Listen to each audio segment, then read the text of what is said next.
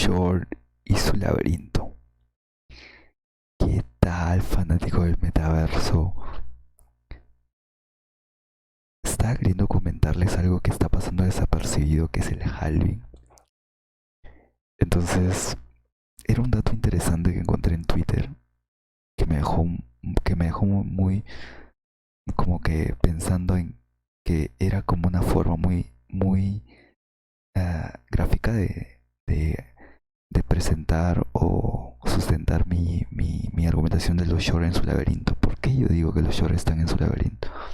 O se encuentran ya en terrenos movedizos, o están ya como agotados, pueden dar un último manotazo, como lo que lo estoy proyectando acá, pero que ya estarían en su, básicamente el bear market estaría como teniendo su finalización de ciclo.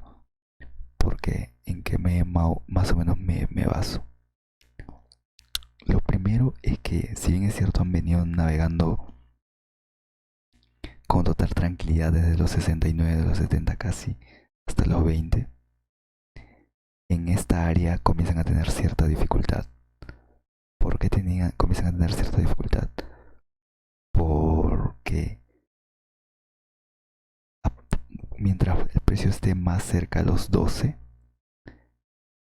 eh, los long se vuelven invencibles.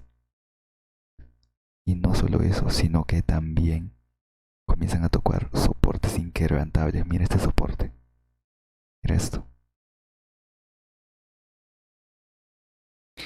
Entonces tienen a unos long invencibles. Tienen soportes inquebrantables. Y además tienen un halving, a un año y medio de un halving. Entonces, pese a que este contexto sea muy complejo como esto, ¿no? El Rate Report. Y también haya este contexto, ¿no? Que ya lo expliqué en el anterior video. Pese a todo esto, ya no sería suficiente porque el mercado ya habría descontado o habría descontado en parte de ello, solo faltaría un poco nada más de descontar todo ello. Entonces ya no sería suficiente argumento como para sostener su posición. Y otro punto aparte sería que también existe una liquidez muy atractiva en esta parte, ¿no? En esta parte. Entonces, ¿qué es lo diferente que me ayudó a recordar este tweet? Lo que me ayuda a recordar es que marca con una línea roja los días exactos en los cuales ocurrió el halving y qué es lo que ocurrió después. Es decir, el bullrun después del halving, mira. Ocurre el bullrun después del halving, ocurre el bullrun después del halving. Entonces, marca la fecha exacta del halving con esta línea roja y marca el clímax del bullrun en esta línea azul. Entonces, me pareció muy interesante porque básicamente está midiendo el ciclo mediante temporalidades bajo, la premisa de la contabilidad del halving, ¿no? Entonces, esto, contando también el tema el tema del, de que ya nos encontraríamos en un área de excesivo riesgo para los shorts y donde tendrían que arriesgar casi todo lo ganado para una recompensa eh, no tan atractiva, no tan, no tan alta.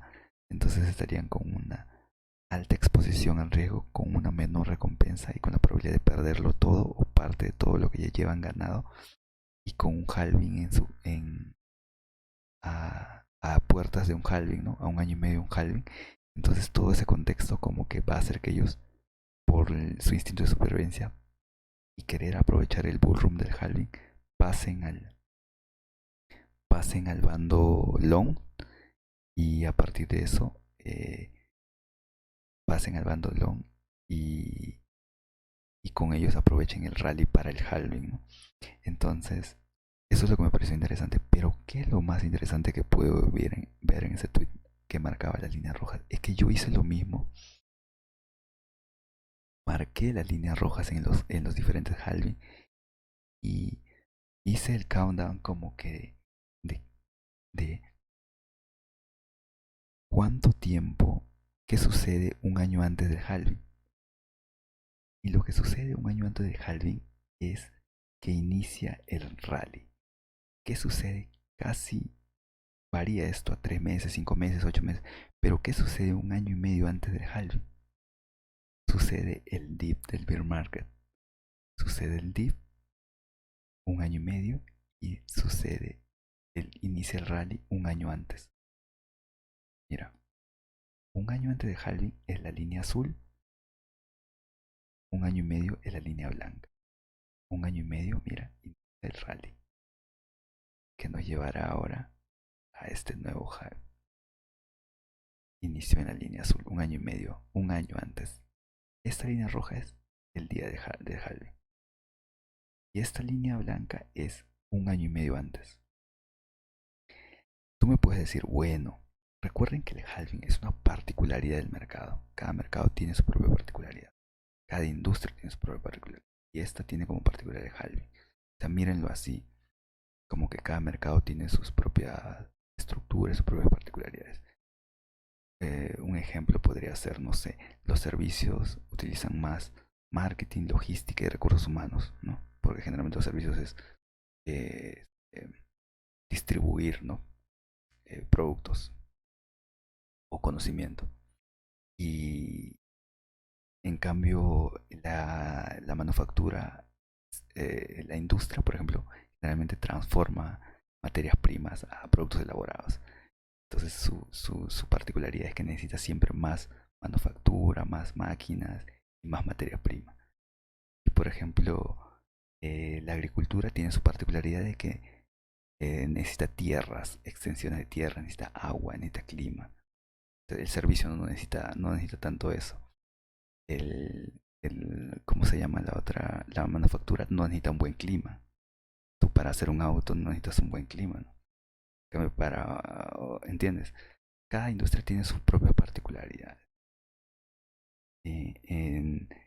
Entonces, el, este mercado tiene la particularidad, creo que se lleven eso muy bien en la cabeza, la particularidad del halving.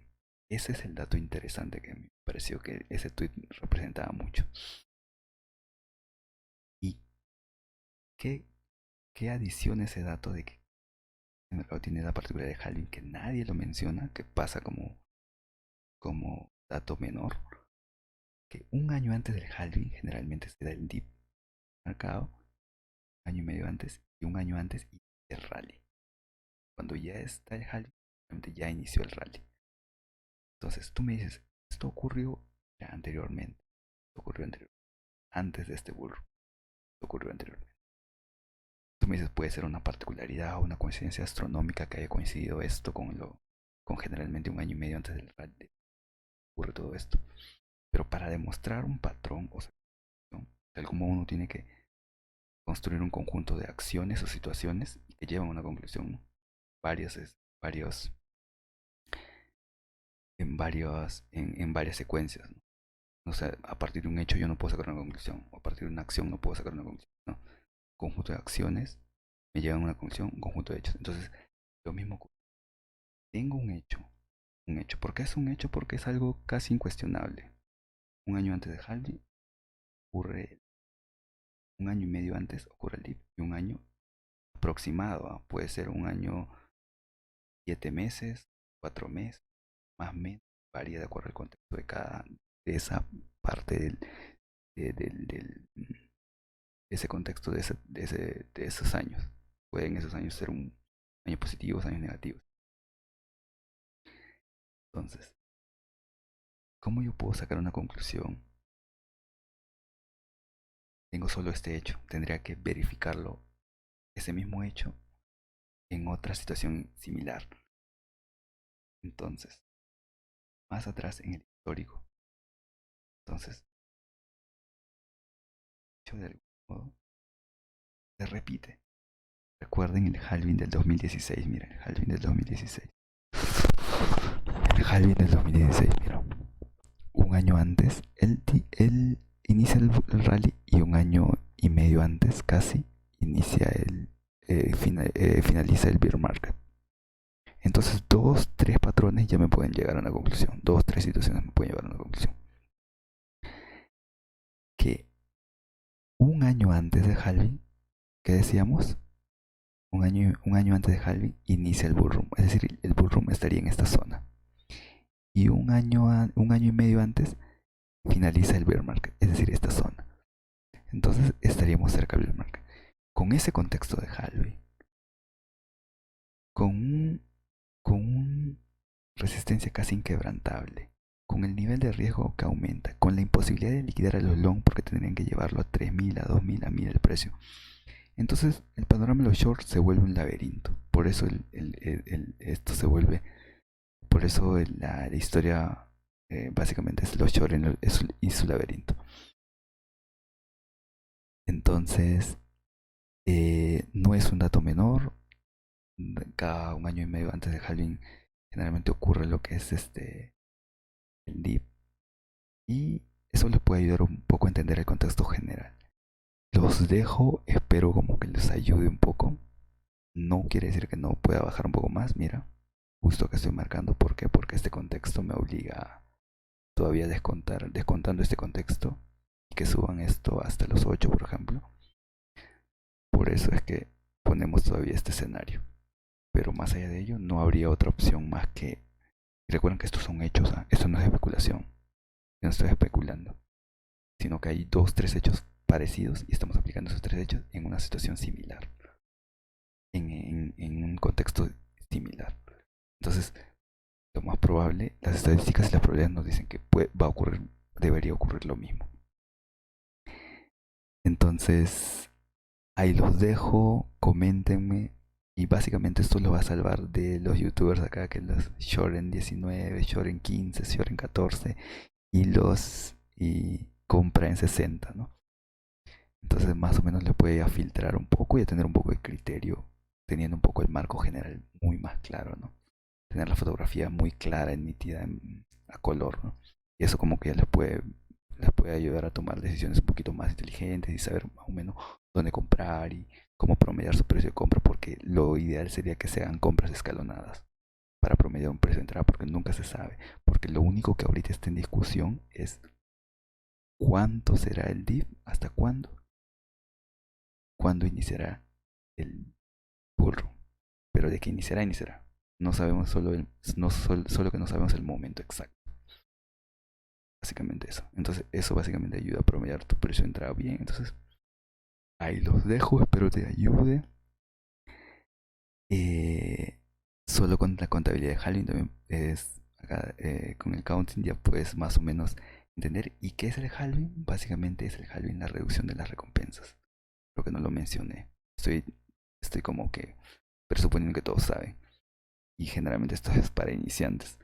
El halving básicamente es la que cada 4 años se disminuye la cantidad de recompensas propias de este mercado, lo cual hace que cada vez sea más escaso el nivel de circulación, y cuando el nivel de circulación es escaso, aumenta el valor del bien que es escaso. En este caso, disminuye el nivel de circulación del BTC. ¿Por qué? Porque las recompensas disminuyen. Miren, estaban acá en 12 recompensas, pasaron a 6 y se espera que pasen a 3. Entonces ahí los dejo. Alvin Salvaré de TC, coméntenme, y lo más probable es que va a haber un bullrun. Lo que no se sabe es cuándo exactamente será, y lo que no se sabe tampoco es cuándo será el momento exacto del dip. Pero para evitar eso se hace compras escalonadas por cucharadas, ¿no? Los dejo y sin más que comentarlos, sin más que comentarlos, no lo vamos comentando en la siguiente historia de los shorts del laberinto. Saludos.